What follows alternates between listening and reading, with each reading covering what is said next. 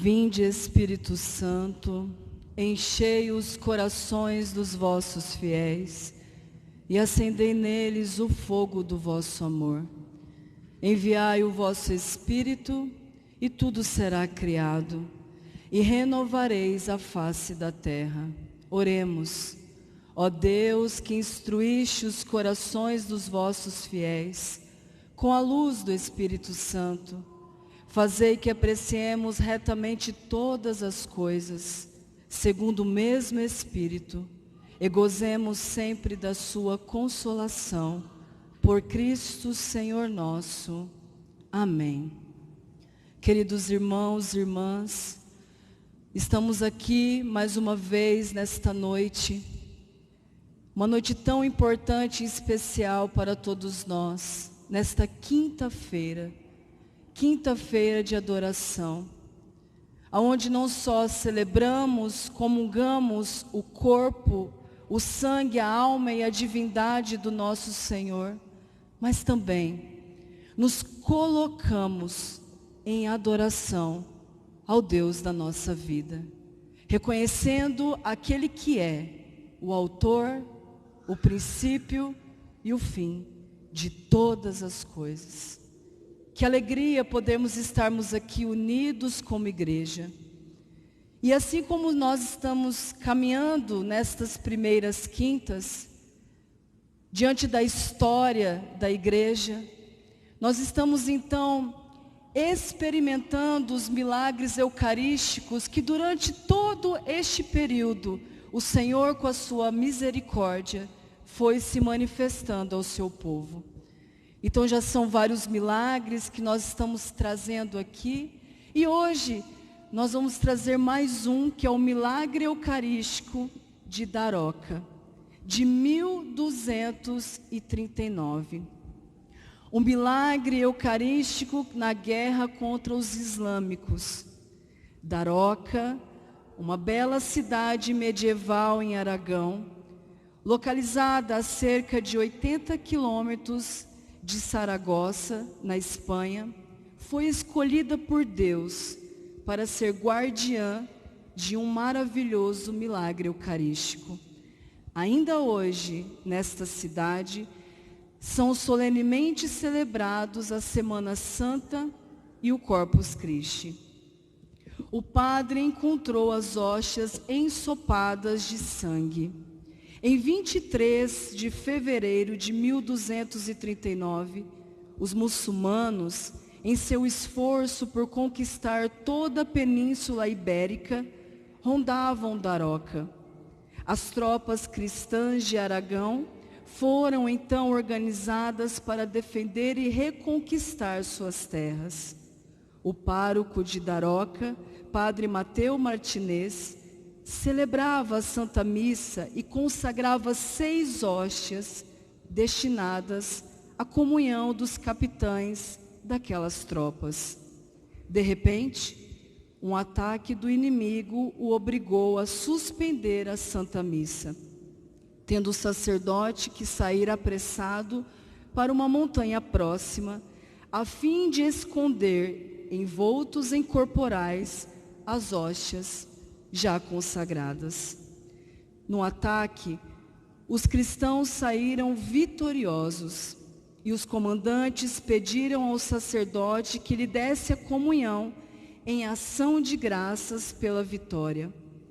O padre foi até o lugar onde havia escondido o Santíssimo Sacramento para que não fosse profanado, e para seu espanto, encontrou as 6 hóstias embebidas em sangue e coladas nos corporais.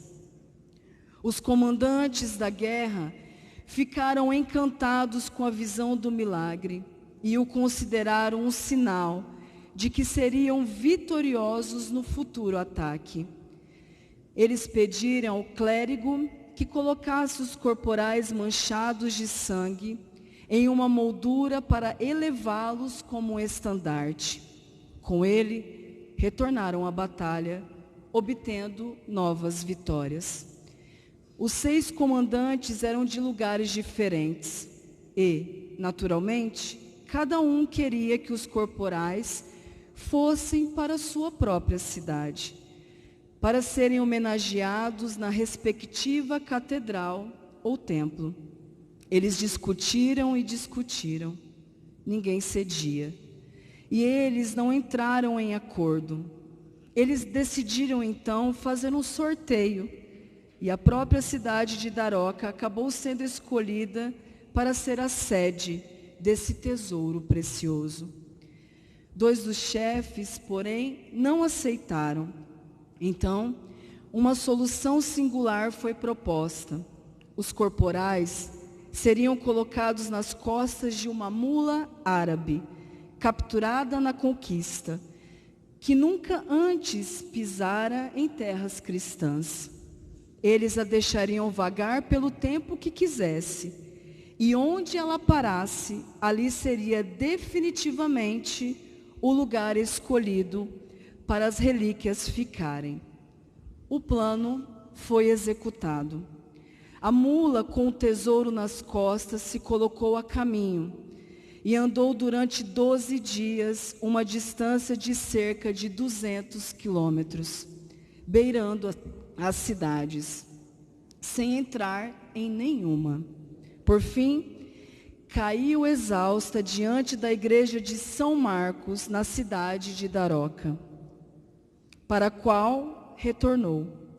Ali ficaram então os corporais que mais tarde foram levadas para a hoje Basílica de Santa Maria dos Sagrados Corporais, onde são venerados em uma capela decorada com pinturas que invocam o milagre. Existem tradições interessantes, transmitidas por gerações, sobre a jornada da mula. Contam que vários milagres aconteceram em sua jornada. Cânticos de anjos, demônios que abandonaram processos, conversões, dentre outras. Urbano IV recebe outro sinal para estabelecer a festa de Corpus Christi. Alguns anos após o milagre, em 1261, uma comitiva de Daroca viajou a Roma para informar Urbano IV, um papa que muito amava a Eucaristia. Sobre o milagre eucarístico em sua cidade, o pontífice foi contemporâneo da religiosa Santa Juliana de Cornilon e de Liege, de Bélgica, que também trabalhou pela instituição de uma festa própria para o Santíssimo Sacramento. Naquela época, Urbano IV, que já havia sido canonista em Liege, estava em Orvieto, onde declarou outro famoso milagre eucarístico, o de Bolsena, e instituiu em 1264 a festa de Corpus Christi.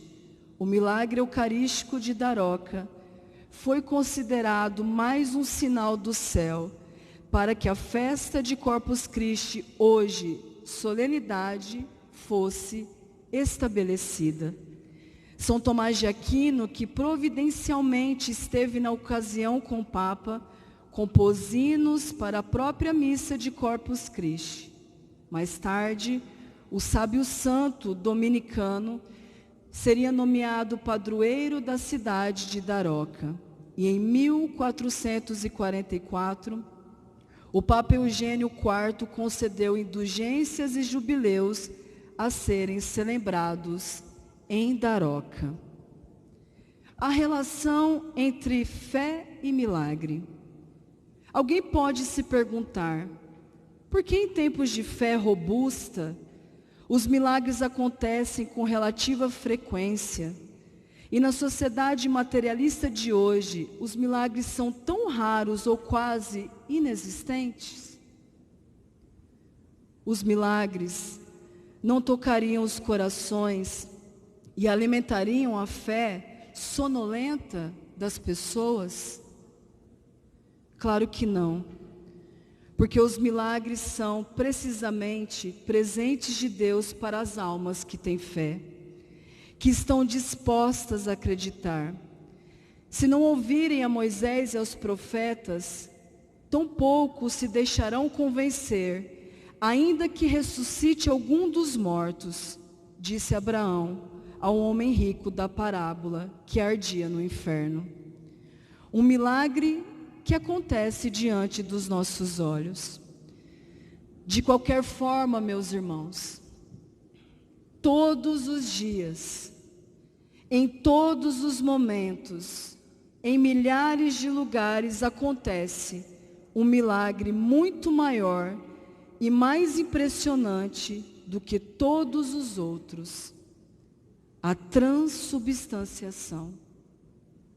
Na Santa Missa, pelas palavras da consagração, proferidas pelo próprio Cristo, pela voz do sacerdote e por obra do Espírito Santo, pão e vinho tornam-se corpo, sangue, alma e divindade de nosso Senhor Jesus Cristo.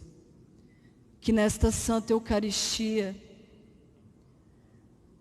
nós possamos pedir a graça de não somente nos colocarmos na presença de Deus como Senhor da nossa vida, mas principalmente reconhecer a sua presença real, viva, na Sagrada Eucaristia. Vocês podem se perguntar por que estas pessoas estão trazendo milagres eucarísticos que aconteceram há tanto tempo atrás.